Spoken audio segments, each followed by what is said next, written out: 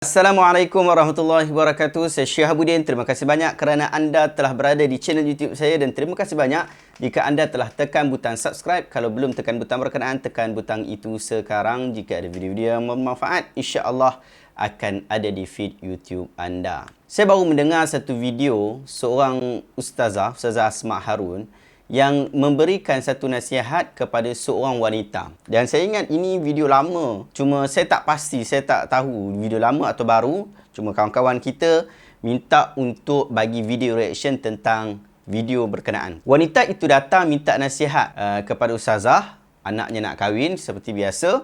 Wali bagi anak perempuan ialah bapa dia sendiri. Malangnya wanita itu mendakwa bahawa anak itu bukanlah anak suaminya. Ia adalah hasil zina. Tak ada seorang pun yang tahu tentang hal itu melainkan dia sendiri. Dia tanya kepada Ustazah apa yang perlu dia lakukan. Ustazah mencadangkan supaya diberitahu kepada suami. Dan akhirnya kesan daripada pemberitahuan itu, suami dia ceraikan dia. Anak-anak dia benci mak dia sendiri. Bila saya tengok video tu, saya dengar sampai habis, darah saya menyirap. Saya sangat-sangat marah pada waktu tu. Saya rasa apa yang Ustazah itu lakukan adalah satu perkara yang cukup tidak bertanggungjawab.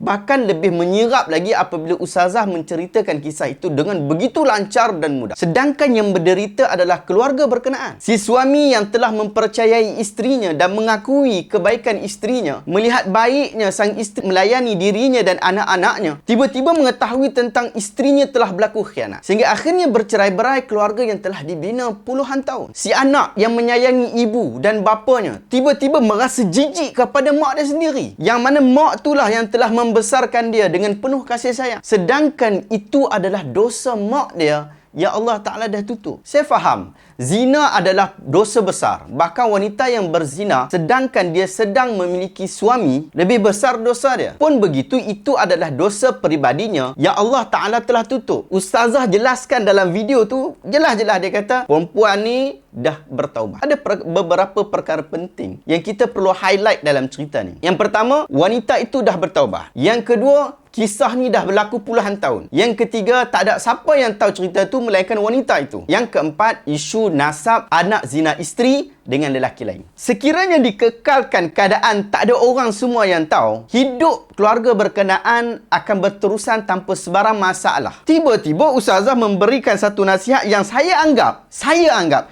cukup bodoh dengan disuruh untuk memberitahu kepada suami. Apabila suami itu tahu, maka berlakulah pelbagai musibah yang sepatutnya tidak ada lagi. Di dalam kisah yang Ustazah Asma sebutkan, terdapat banyak kesamaran yang penting untuk kita pertimbangkan. Antaranya ialah perlakuan zina itu telah berlaku selama bertahun-tahun, sehingga banyak syubhah yang boleh ditimbulkan. Antaranya, mengapa wanita itu sebut tiada siapa pun yang tahu, tak ada orang yang tahu melainkan dia saja. Berkemungkinan juga tak ada orang yang perasan. Berkemungkinan juga dalam tempoh selepas dia berzina itu, dia telah bersetubuh dengan suami dia. Sehingga berkemungkinan anak itu adalah anak suaminya. Buktinya apa? Suaminya tidak mempertikaikan, tidak bertanya tentang hal anak itu. Tetapi naluri perempuan itu berkata itu adalah anak zina. Sedangkan ia masih samar-samar dan tidak jelas. Bila tak jelas, hukum asal bagi anak yang lahir setelah perkahwinan adalah anak suaminya. Melainkan suami itu menafikan anak itu dengan pergi ke mahkamah lalu memfailkan li'an, iaitu penafian anak. Selagi mana tak ada penafian anak, tak ada pemfailan li'an, maka anak itu adalah anak suaminya. Bahkan hubungan antara suami dengan anaknya adalah hubungan bapa dan juga anak. Nabi SAW bersabda dalam satu hadis yang sahih. Ini adalah hadis yang menjadi panduan besar dalam bab ni. Al-waladu lil firash walil ahiri lil hajar. Anak dinisbahkan kepada pemilik ranjang. Bagi penzina ada penghalang. Hadis sahih riwayat Al-Bukhari, riwayat Muslim dan ramai ulama hadis. Setelah ini saya akan berikan dua fatwa yang ditanya di dalam website Islam Q&A yang dikelolakan oleh Syekh Saleh Al-Munajjid. Mereka ditanya dengan soalan yang sangat hampir dengan yang ditanya kepada Ustazah. Ada beza sikit-sikit lah, tapi poin dan isu sama insya-Allah. Dan saya akan baca terjemahan itu secara keseluruhannya. Anda berminat, anda dengar sampai habis. Yang pertama, soalan. Orang yang nak bertanya ni, dia sebutkan. Dia sebut, Astaghfirullah wa atubu ilaih. saya telah melakukan dosa yang sangat besar, iaitu berzina. Sedangkan saya adalah seorang isteri yang sudah berkahwin. Kemudian saya hamil. Sekarang ini anak itu sudah berumur 6 tahun. Dia dinisbahkan atau dibinkan kepada suami saya. Saya tak mampu untuk mengaku akan perkara jijik yang pernah saya lakukan. Saya bimbang berlaku yang tidak baik kepada keluarga saya, anak-anak saya. Saya sudah bertaubat kepada Allah dengan sesungguhnya. Saya sudah memakai hijab dan sentiasa salat. Saya sudah minta ampun kepada Allah terhadap kesalahan ini. Adakah Allah akan mengampunkan saya? Apakah yang saya boleh lakukan untuk menyempurnakan taubat saya? Adakah saya perlu memberitahu suami saya? Barulah Allah akan mengampunkan saya. Apa yang dijawab oleh portal ini? Kumpulan dan yang dikelolakan oleh Syekh Saleh Al-Munajjid. Maka jawab, kami berdoa semoga Allah mengampunkan saudari. Sememangnya zina adalah dosa yang sangat besar. Apatah lagi kepada orang yang Allah telah kurniakan perkahwinan. Kemudian dia kufur dengan menukar nikmat itu. Dia berlaku khianat kepada suaminya, mencemarkan maruahnya, serta mengotori ranjangnya. Oleh itu, hukuman kepada isteri yang berzina ialah direjam sehingga mati, sebagai menuruti perintah Allah Azza wa Jalla. Tetapi di antara rahmat Allah yang sangat lembut kepada hambanya, dia minta untuk bertaubat.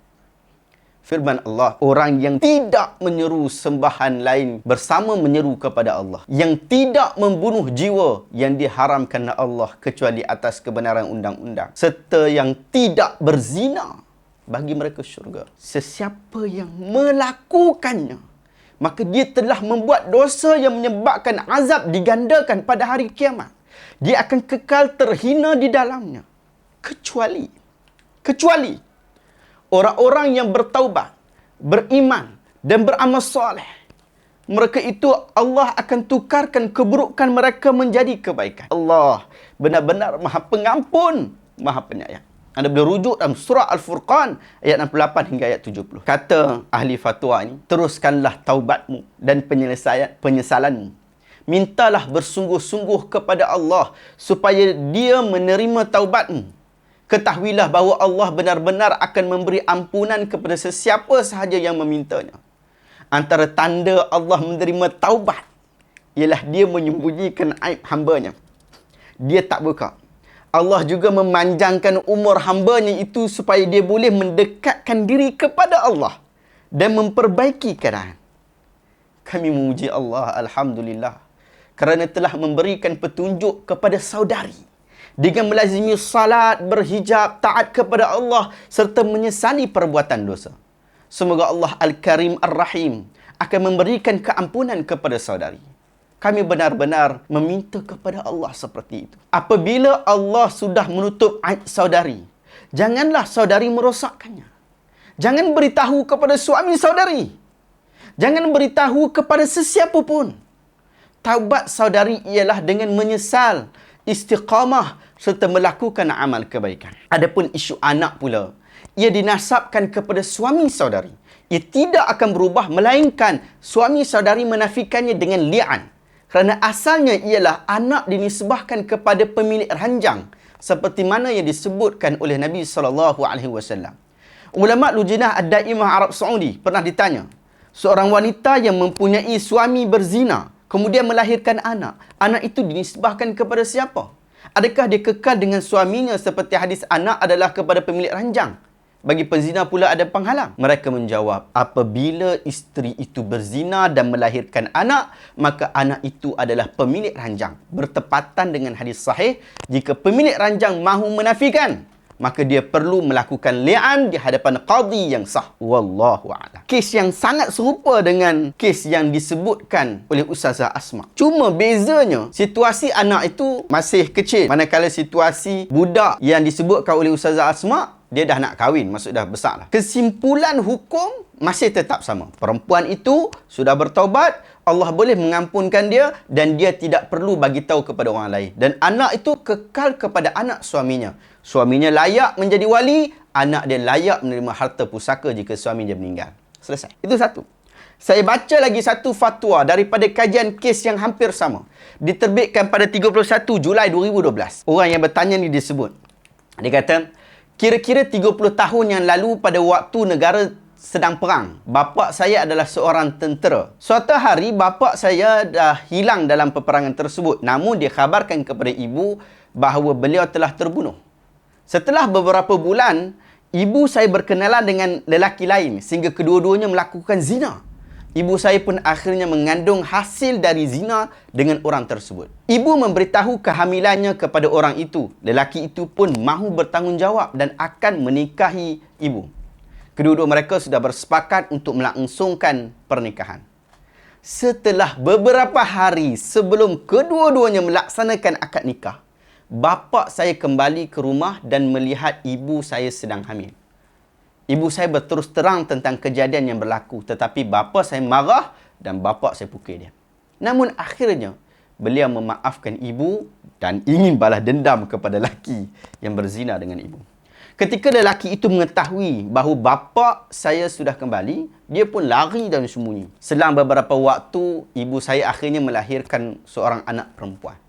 Ibu telah bertaubat. Setelah itu, beliau juga melahirkan beberapa orang anak. Kisahnya, settle sampai ni.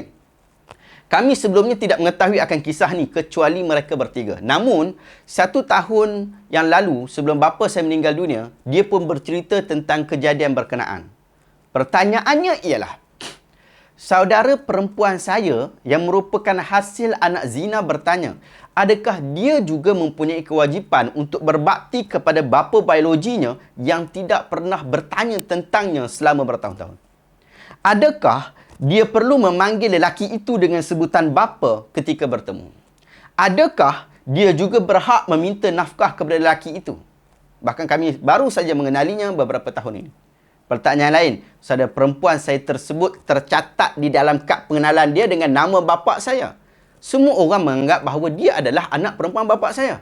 Adakah dia wajib memberitahu kepada semua orang dan pemerintah bahawa dirinya bukan anak dari bapa saya? Kepada siapakah nasabnya dia disebahkan? Jika dia melakukan hal tersebut, maka keluarga kami akan buruk di mata masyarakat atau dirahsiakan sahaja untuk menghindarkan tersebarnya aib. Itu soalan. Apa jawapan daripada portal fatwa ini? Para ulama telah bersepakat bahawa wanita yang berzina jika sudah menikah dan akhirnya mempunyai anak, namun suaminya tidak menolaknya dengan li'an, maka anak tersebut dinisbahkan kepadanya, tidak kepada lelaki yang berzina dengan dia. Anak dinisbahkan kepada pemilik ranjang, bagi penzina ada penghalang. Hadis sahih riwayat Bukhari, riwayat Muslim. Ibnu Abdul Bar rahimahullah berkata, pada saat datangnya Islam, Rasulullah sallallahu alaihi wasallam menyatakan bahawa zina adalah batil kerana Allah telah mengharamkannya. Baginda pun bersabda, lil ahiril hajar, bagi penzina ada penghalang. Maka tidak ada di dalam Islam anak zina. Semua para ulama juga menyatakan ijma', kesepakatan akan hal tersebut berdasarkan sabda Nabi SAW. Rasul SAW menjadikan anak yang dilahirkan dari zina dinisbahkan kepada suaminya, sehinggalah suami itu menolak dengan proses li'an. Ibn Abdul Bar juga berkata, para ulama telah bersepakat bahawa wanita merdeka adalah milik pemilik ranjang setelah berlangsungnya akad nikah kerana memungkinkan untuk digauli dan dihamili. Dan jika dengan akad nikah memungkinkan untuk digauli dan dihamili, maka anak yang dihasilkan adalah anak milik suami sahnya dan tidak boleh ditolak dengan dakwaan orang lain kecuali dengan cara li'an. Anda boleh rujuk kenyataan ini dalam At-Tamhid lima fil Muwatta' minal ma'ani wal asanid, jilid yang ke-8, muka surat 183. Ibn Qudamah rahimahullah pula berkata, para ulama telah bersepakat bahawa jika anak firash hasil jima' itu lahir, kemudian ada yang mendakwa, maka dakwaan tersebut tidak sabit. Akan tetapi yang terjadi perbezaan dalam kalangan para ulama adalah jika dilahirkan dari wanita yang tidak berstatus sebagai isteri. Yang tu khilaf. Anda boleh rujuk dalam Al-Mughni, jilid yang ke-7, muka surat 130. Atas dasar itu, maka kehamilan ibu anda yang diketahui oleh bapa anda setelah pulangnya tetap dinisbahkan kepadanya dan tidak dinisbahkan kepada lelaki yang berzina tersebut, meskipun ibu anda mengatakan bahawa anak tersebut adalah anak zina. Kecuali jika bapa anda tidak mengakui anak tersebut dengan cara li'an. Kerana tidak ada penolakan dari bapa anda dengan li'an, maka anak perempuan tersebut adalah anaknya dan dinisbahkan kepadanya. Ia juga menjadi saudara perempuan anda, senasab. Hal ini ijma' seperti yang telah kami nukilkan dari pendapat para ulama. Saudara perempuan anda tidak dinisbahkan kepada lelaki yang berzina dengan ibu tersebut. Bererti, dia juga bukan bapaknya. Namun tetap ada konsekuensi hukum kepadanya, iaitu lelaki tersebut diharamkan menikahi saudara perempuan anda. Saudara perempuan anda juga tidak berhak memanggilnya bapa. Lelaki tersebut juga tidak wajib menafkahkannya. Juga tidak saling mewarisi antara satu sama lain. Maka, tidak ada perubahan dalam kehidupan anda kerana wanita tersebut adalah saudara perempuan anda. Baginya, semua hukum dan hak sesuai syariat dan tidak ada kaitan dengan pemerintah dan masyarakat dengan apa yang telah terjadi. Kejadian tersebut adalah urusan ibu anda dengan Allah. Sesiapa yang bertaubat, maka Allah akan menerima taubatnya. Wallahu a'lam. Alhamdulillah. Jelas daripada fatwa-fatwa ini bahawa anak isteri yang berzina adalah anak suaminya. Sehinggalah sang suami menafikannya. Sekalipun suami tahu, dia tidak perlu untuk menafikan anak tersebut. Selagi mana dia tak menafikan, maka anak itu adalah anaknya dan mengambil semua hukum hakam seorang anak dan juga bapa. Wallahu ta'ala alam. Adakah anda dapat sesuatu ilmu yang bermanfaat pada hari ini? Dan saya tidak menyuruh anda untuk mencela sesiapa pun. Bahkan saya tidak menyuruh anda untuk mencela Ustazah Asma Harun di atas jawapan yang saya rasa tak begitu tidak bertanggungjawab. Tetapi isu kita ini adalah isu kritikan tentang hal ini supaya ia tidak berlaku lagi. Masyarakat kita sedang sakit, luka-luka semalam masih belum sembuh, muncul pula luka-luka baru. Jika anda rasa video ini bermanfaat, tekan link share di bawah supaya lebih ramai orang dapat manfaat berkenaan. Terima kasih banyak. Assalamualaikum warahmatullahi wabarakatuh.